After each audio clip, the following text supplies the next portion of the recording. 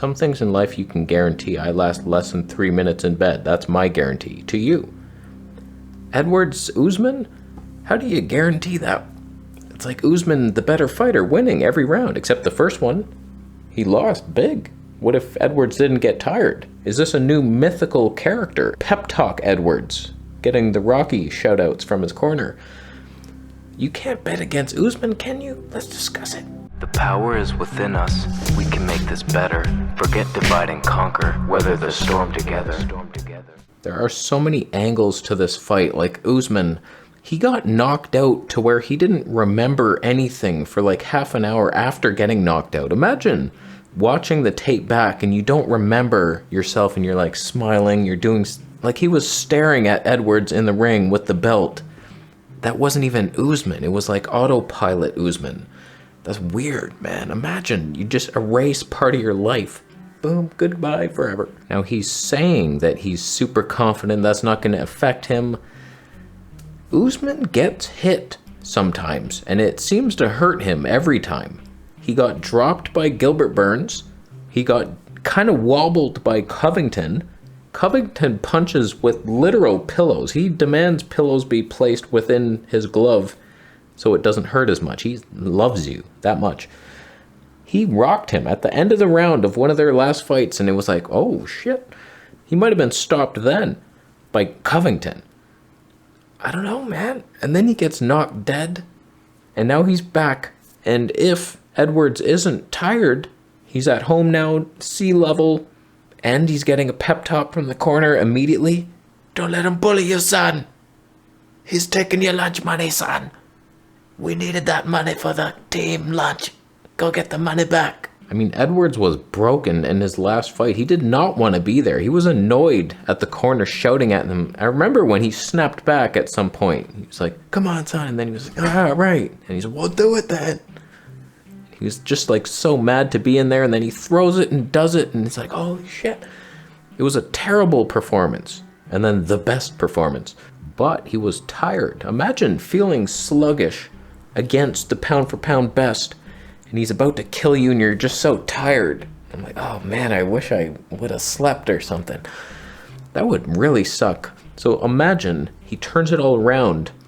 He dominated the wrestling of their first round, and then he doesn't get tired after that, and then the threat of the knockout. I'm still picking Usman. Knockout round 4 by his own pep talk. The guy Whitman or whatever his name is, he's gonna be like, what are you doing, you piece of shit? I trained you better than this. You want lunch after this? Huh? When it comes to Gaethje versus Fiziev, I'm not as high on this fight as everybody else is. They're all excited for this super spectacular, too aggressive men. They're always in these battles. Those aren't the fights. I never rewatch Gaethje fights. They're like watching a bus crash, a bus of children fall off a cliff or something. It's like, oh, that's unfortunate. Like, those aren't the fights. I like intelligence and just like these moments, these jaw-dropping moments is why I watch MMA. It's just like something will happen and it's like, but it's intelligent. It's like, okay, counter this, boom. Like just that last John Jones fight where he moved out of the way of that punch and then grabbed on. Like, that was spectacular. Wow. So for this, it's just like going to be a car crash, and I don't think Fiziev is as good as everybody's saying he is. He struggled against a lot of guys. He barely beat Mark Diakase. That guy. He dominated him, but that guy's like not even UFC level. I've seen women beat him up. Knocked out Moicano. Okay, so is everybody. Bobby Green, decision. And he was getting pieced up a bit by Green. And then what? Brad Riddell, he's short. Brad's short. Rafael dos Anjos is 57 years old. I think, like, logic says Gaethje's gonna get knocked the hell out within 15 seconds. He's taken so much damage. Eventually that's gonna catch up to him, but it might not. He might have that Homer Simpson head where it doesn't matter. He'll get rocked and he'll come back and he fights on autopilot. And Gaethje's autopilot is much better than Usman's autopilot. Can't even remember a walk to the grocery store. after the fight. Gaethje will weather the storm. He's the better fighter. He's just getting old. So logic says obviously Fiziev's going to win. I'm going with the heart.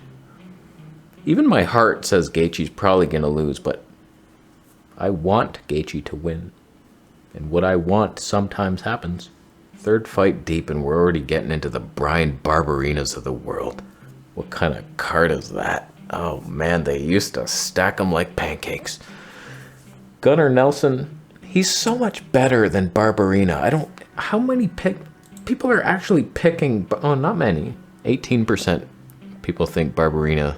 Probably just drunken, pot-bellied freaks think, hey, Barbarina, he's a hick like me. He'll knock you out. No, he won't. Gunnar Nelson by whatever the hell he wants. Gunnar by intelligence. That's what's going to happen. Submission. I don't really remember Casey O'Neill's fights, but she seems to never lose. So that's a good thing. She beat Roxanne. I remember they were building Jennifer Maia up, and then she fought Shevchenko. She was grappling a bit. She had some moments where Shevchenko couldn't get away, but now we see that often. Shevchenko can never get away. So I don't know. She had that moment, but then she lost many times, and it seems like her time is done. She's 34. Go have a baby. Marvin Vettori. Marvin Vidbormi. Yeah, I said it. I'm picking Dolidze for the easy victory. I'm not confident that it's going to happen, but Marvin's kind of boring. He's not that good. And he thinks he's going to be like the first Italian champ. Italians never win anything. I'm half Italian. I know the pain of defeat. We accomplish very little.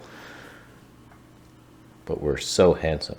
Not much else that interesting. Jack Shore moving up. He was highly touted, and then he lost. Big. Ricky Simon's good, though. So he moves up a weight class. Is that because he is so defeated that he was like, there's no way I lost, bro, it's because I was cutting weight. And he's moving up because of that to run from his past lives? That could be it. Or he's just going to be much better up there. Makwan, he does not live up to his potential, unless your potential is losing 4 of your past 5, which it is, probably. So you're doing fine. Shore by victory. Bunch of non-UFC fighters fighting for some reason on this card. Muhammad Mokaev back. He was beefing with one of the other guys. I looked earlier, Jake Hadley. They ran into the hotel. They ran into each other and like, oh, we're going to fight, bro. They're not even fighting on this card. It's like, that's the next fight if they both win. Can you imagine? Like, who cares? Who the hell is Jake Hadley? He had a chance and he left it on the doorstep. Had left. That's what it means. And the last interesting fight is actually the first fight on the card, Veronica Hardy. I love watching Dan Hardy break things down. And so he's saying, like, that's his girlfriend and she's going to fight. And he's like, yeah, she'll be champ for sure. And I was like, really? Okay, let's watch her. And then I was looking at the tail of the tape. I was like, she's lost 4 of her past 5 and hasn't fought in almost 3 years. Champion of what? Champion of your house? You're the champ. Thanks for the breakfast, champ. Good job. Juliana Miller, she won the tough thing, I think. And she seems fun. She's going to, like, knock her out in 1 round. Probably 2 minutes. She's aggressive. Hardy's dead. So those are my guaranteed predictions for UFC 286. Hopefully none of the fighters get hurt. That's what I hope most. Even if it's a boring fight, it's like, just do a little submission. Choke out, tap out quick, and you'll live another day. Just none of these wars. Gaethje, don't war. Don't go to the battlefield this one. Just wrestle him or do something fun. Leg kicks. Just leg kick knockout. Something. Ow. Calf pain. That's fine. You'll get over that. You'll be able to teach your grandkids, like, math in your later years with a calf kick. Like, oh no, my calf hurts. Sorry. You can at least think, and you won't be putting your orange juice up in the cupboard. You freak. All right, we're leaving. Thanks for watching and thumbing up the video and subscribing for more videos. And I'll see you in the next one.